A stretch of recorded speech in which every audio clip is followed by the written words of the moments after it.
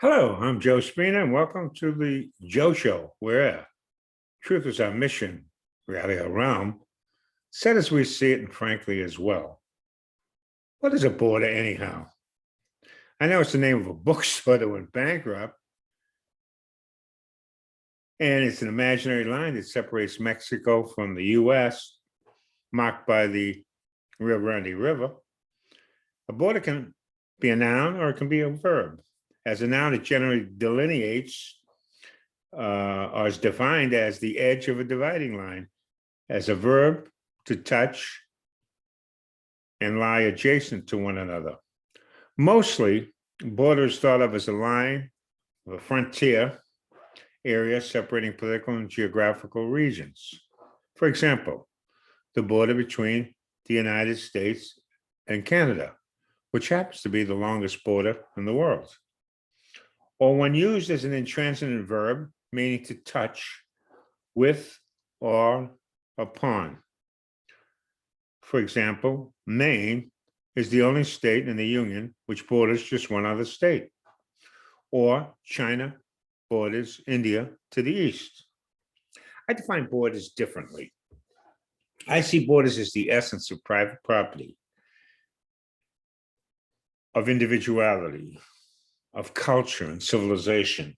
When large swaths of humankind stopped roaming and gathering in search of food and settled along a river to grow grass, borders became a necessity, and thus the concept of private property and individual ownership.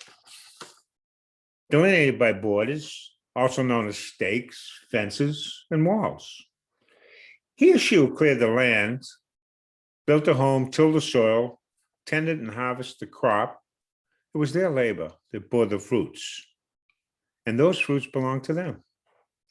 Unfortunately, there are those less enterprising who provided by hunting and gathering, and when there was nothing to hunt and little to gather, they went hungry. Starvation inevitably leads to barbarism. So it was that the settled enlisted the strong among them to protect them from the marauders. Walls were built, armies assembled, civilization sprang, and the principle of private property was established as the cornerstone of civilized people. Borders, walls, and all. Socialists, Marxists, and communists define a different paradigm. Each denies the concept of private property, the efficacy of borders, the righteousness of individual enterprise. In a tortured definition of equity and equality, socialists, Marxists, communists equate human beings as clones of one another, analogous to ladybugs and guppies, while ignoring what is self-evident, that dogs and humans are distinct and unique.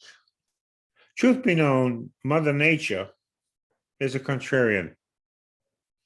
I suspect she's also a capitalist.